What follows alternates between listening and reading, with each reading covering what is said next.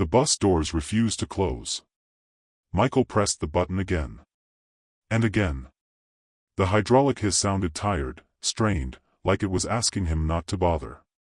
A woman at the curb glanced at her watch.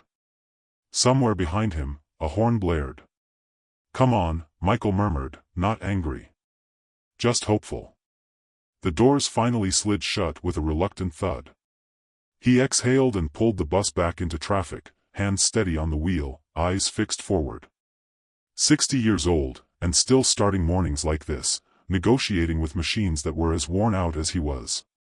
The Dallas sky was already bright, heat pressing down earlier than it should have. Michael adjusted the mirror and caught his own reflection for half a second. Gray at the temples. Lines around the eyes that didn't go away when he smiled. He smiled anyway. At the next stop, a regular climbed on, an older man with a limp and a baseball cap pulled low. Michael nodded. "Morning." "Morning," the man said, dropping coins into the slot. He paused. "You always sound like you mean that." Michael shrugged. "Figure it's better than the alternative." The man chuckled and shuffled down the aisle. The bus filled slowly. Kids with headphones. Nurses finishing night shifts.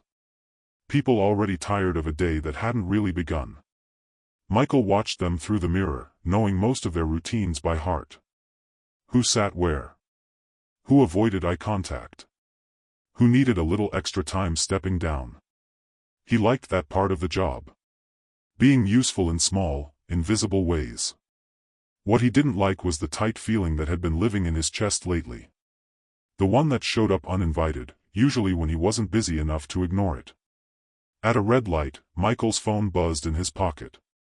He didn't look at it. He already knew who it would be from. The light turned green. He drove on. At the end of the route, Michael parked the bus and sat there a moment longer than necessary, hands still on the wheel. The engine idled beneath him, vibrating up through his arms.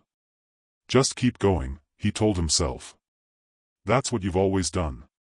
When he finally checked his phone, the message was short. "Nancy, we need to talk tonight." Michael stared at the screen. His thumb hovered, then dropped back to his side. He didn't reply. At home that evening, Oliver the cat was waiting by the door, tail flicking impatiently. Michael bent down, joints complaining, and scratched behind his ears. "Hey, buddy," he said. "You eat yet?" The house was quiet. Too quiet. Nancy was still at work, and the kids, well, they had lives now. College. Jobs. Futures that didn't require asking their father for advice anymore. Michael poured himself a glass of water and stood at the kitchen sink, staring out at the fading light. On the counter lay an unopened envelope. Plain. Official looking. He knew better than to open it right away. He always waited. As if delaying the moment might change what was inside. From the living room, the television murmured something about rising costs and uncertain times. Michael turned it off. Silence rushed in. He leaned against the counter, eyes closed, and for a brief, dangerous moment, a thought slipped through. What if this is all there is? The thought scared him, not because it was dramatic, but because it felt reasonable. Michael straightened, picked up the envelope, and turned it over in his hands without opening it. Outside, a car passed. Somewhere, someone laughed. Life was still moving. He just wasn't sure how much longer he could keep pace. Nancy came home later than usual. Michael heard the key before he saw her. The soft click of the lock. The familiar pause, like she was bracing herself before stepping inside. He stayed at the kitchen table, the unopened envelope still between his hands, pretending to read a folded newspaper that hadn't held his attention once. "You're still up," Nancy said, setting her purse down. "Couldn't sleep," Michael replied. She nodded. Took off her shoes slowly. That, too, was new. Everything between them had started moving slower lately, like they were afraid a sudden motion might break something neither of them knew how to fix. She noticed the envelope. "What's that?" she asked. Michael didn't look at it. Probably nothing good. Nancy pulled out the chair across from him and sat. She studied his face the way she always had, carefully, like she was reading a map she'd memorized years ago but didn't fully trust anymore. "They cut your hours again?" she asked. "Not yet." The word "yet" hung between them. Nancy exhaled and folded her hands. "Emma called today." Michael's chest tightened. "Everything okay?" "She's fine," Nancy said. "She just asked how we were doing." Michael almost smiled. Emma had always known how to ask the real question without saying it out loud. "And?" he asked. "And I told her we're managing." Nancy hesitated. Josh didn't sound so sure. Michael looked down at his hands. The veins stood out more than they used to. Proof of time. Of effort. "They shouldn't worry about us," he said. "They've got their own lives." "That's easy to say," Nancy replied softly. "Harder to believe." Silence stretched again, thick and uncomfortable. Oliver jumped onto the table, sniffed the envelope, and promptly sat on it like he was claiming it for himself. Michael sighed despite himself. "Figures." Nancy smiled, just a little. Then it faded. "Michael," she said.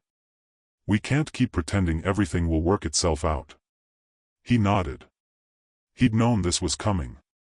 Had felt it building for months, maybe years. "I know," he said. "I just thought I'd have more time." Nancy's eyes glistened, but her voice stayed steady. "So did I." Michael finally picked up the envelope.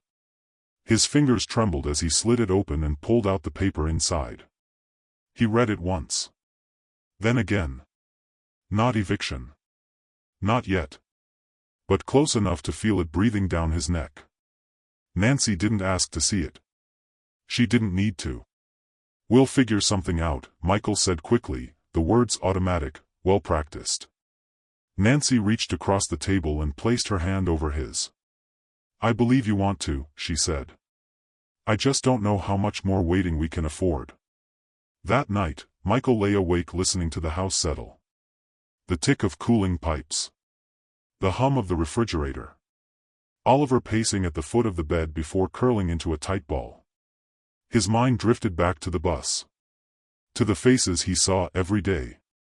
To the way he smiled at strangers because it was easier than explaining himself. He wondered when those things had stopped being enough. Sometime after midnight, Michael slipped out of bed and padded into the living room. He sat in the dark, hands clasped, staring at nothing. "I've done everything right," he whispered, not sure who he was talking to. "Haven't I?" No answer came. Just the quiet. And the slow, frightening realization that doing everything right didn't always protect you from running out of road. The call came on a Thursday. Michael was halfway through his second route, easing the bus toward a stop near an old strip mall, when the radio crackled to life. "Brown," dispatch said. "When you're done with this run, swing by the office." Michael's grip tightened on the wheel. "Everything okay?" A pause. "Too long." "Just come by," the voice replied. He finished the route on autopilot. Smiled when people got on. Waited patiently when an older woman fumbled for change. Helped a man with a walker down the steps. All the while, the same thought looped in his head. This is it. At the depot, the office smelled like stale coffee and paperwork. A younger supervisor, barely 40, maybe, gestured for Michael to sit. "We're restructuring," the man said, eyes flicking to the computer screen instead of Michael's face. "Routes are changing. Seniority helps, but..." Michael nodded before the sentence finished. He'd learned to do that. Make it easier for people delivering bad news. "They're offering early retirement," the supervisor continued. "Not mandatory. But it's encouraged." "How early?" Michael asked. "Now." The word landed like a weight. "What happens if I don't take it?" The supervisor hesitated. "Hours will probably be reduced." Again. Michael thanked him. stood, walked out before his legs could decide not to work. He sat in his car for a long time after, hands resting uselessly in his lap. 60 years old. Friendly. Optimistic. Soft-spoken. And suddenly optional. That evening, Michael didn't go straight home. He stopped at a small grocery store instead, the kind that still sold newspapers and lottery tickets near the register. He stood there longer than necessary, staring at the display. He wasn't a gambling man. Never had been. Chance had always felt like something meant for other people. He picked up milk, bread, cat food. At the counter, the clerk rang him up. That all? Michael hesitated. Just a beat. Add one, he said, nodding toward the tickets. Quick pick. The clerk tore it off and slid it across. Michael folded it without looking and slipped it into his wallet, feeling faintly ridiculous. Outside, the Texas heat pressed down on him. He sat in the car, forehead resting briefly against the steering wheel. I don't know what else to do, he whispered. At home, Nancy was folding laundry. She looked up when he came in, reading his face instantly. What happened? Michael told her. Not dramatically. Just the facts. Early retirement. Reduced hours. Unclear future. Nancy listened. Didn't interrupt. When he finished, she sat down on the edge of the bed. So this is the corner, she said quietly. Michael nodded. Feels like it. That night, sleep wouldn't come. Michael stared at the ceiling, the folded lottery ticket heavy in his wallet like a secret he didn't deserve. Sometime near dawn, he got out of bed and sat at the kitchen table. Oliver jumped up, tail swishing, and curled against his arm. Michael rested his hand on the cat's back and closed his eyes. If there's still time, he said softly, I could really use a sign. The house stayed silent. But somewhere beyond the quiet, unseen, unnoticed, things were already beginning to shift. Michael heard the news on the radio before he saw it on paper. He was in the garage, wiping down the bus keys out of habit, when the announcer's voice cut through the low static. Texas State Lottery confirms the winning ticket was sold yesterday evening at a grocery store in East Dallas. The prize. Michael turned the volume up. Just over $400,000. The winner has not yet come forward. The rag slipped from his hand. 400,000 wasn't a fortune the way people imagined on billboards. It wasn't private jets or disappearing forever. But it was life-changing. Michael leaned against the workbench, heart pounding, and waited for the rational part of his brain to laugh at him. To remind him that millions of people bought tickets. That hope was dangerous. That disappointment was familiar. Instead, his hand went to his wallet. The ticket was still there. Folded once.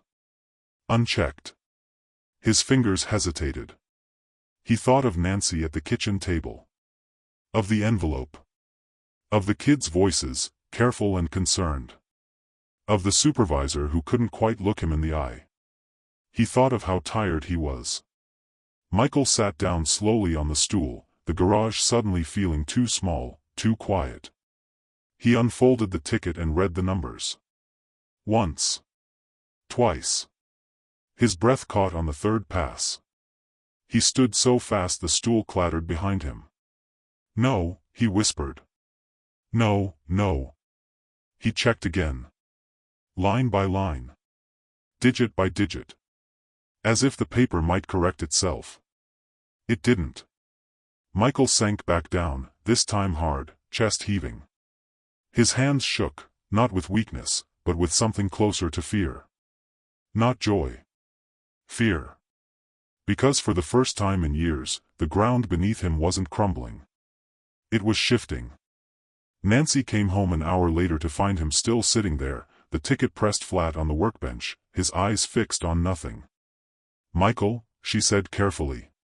What's wrong? He looked up at her, and for a second he couldn't speak. His throat closed around the words. I think, he said finally, voice breaking, I think we're not running out of time. Nancy stepped closer. What do you mean? He handed her the ticket. She stared at it. Read the numbers. Read them again. Her hand flew to her mouth. Oh my God, she whispered. They stood there together, not touching at first, like the moment might shatter if they moved too quickly. It's real, Michael said. I checked 3 times. I'll check 10 more if you want. Nancy laughed, a sharp, startled sound that turned into tears before either of them could stop it. She pressed her forehead into his chest, gripping his shirt like he might disappear. I was so scared, she said. So was I, Michael admitted. That night, the kids came over. Emma cried openly. Josh went quiet, staring at the ticket like it was a puzzle he didn't trust. They hugged their father differently now, not like a man who was barely holding things together, but like someone who had survived something heavy. This doesn't change who we are, Michael told them. It just gives us room to breathe. Later, when the house was finally quiet again, Michael sat alone at the kitchen table. The unopened envelope was still there. He picked it up, tore it in half, then again, until the pieces were small and harmless. For the first time in a long while, the future didn't feel like something chasing him. It felt like something he could finally walk toward. Michael didn't quit right away. That surprised even him. He still woke up before dawn. Still brewed the same cheap coffee. Still drove the familiar streets, stopping at the same corners, greeting the same faces. Not because he had to anymore, but because he wanted to finish something properly. Work had taken a lot from him. But it had also given him rhythm. Purpose. Proof that he could still show up. Nancy noticed the change before he said anything. You're lighter, she said one morning, watching him button his shirt. Not happy exactly. Just steadier. Michael smiled. I'm not scared of tomorrow anymore. They paid off the house quietly. No announcement. No celebration. Just signatures and relief. When the final paper slid across the desk, Nancy pressed her hand to her chest and closed her eyes. 40 years, she whispered. We carried this for 40 years. Michael squeezed her fingers. We carried each other. Emma came home more often after that. Josh stopped asking if they were okay and started asking what Michael wanted to do with his time. The question felt strange. Luxurious. I want to rest, Michael said honestly. And then I want to help. So he did. He volunteered twice a week at the transit center, helping new drivers learn routes, teaching them patience more than mechanics. He donated anonymously to the church down the street that ran a food pantry. He fixed neighbors' fences and refused payment. Oliver followed him everywhere now, like he was afraid the man might disappear if he wasn't watching closely. On his last official day as a bus driver, Michael sat alone in the parked bus after everyone had gone. He rested his hands on the wheel and let the silence settle. 60 years. Not wasted. Just delayed. That evening, he and Nancy sat on the back porch as the Texas sun lowered itself gently into orange and gold. Cicadas hummed. The air was warm but forgiving. Do you ever think about how close we were? Nancy asked. Michael nodded. Every day. And I'm glad we didn't quit on the wrong day. Nancy leaned her head against his shoulder. Later, after she went inside, Michael stayed out a little longer. He reached into his pocket and pulled out the old lottery ticket. Creased. Soft. Nearly falling apart. He didn't throw it away. He folded it once more and placed it gently on the porch rail. A reminder. Not of luck. Of endurance. Of faith that kept moving even when hope stood still. Inside, the house glowed warmly. Michael Brown sat there until the stars came out, no longer waiting for his life to begin. Because it already had.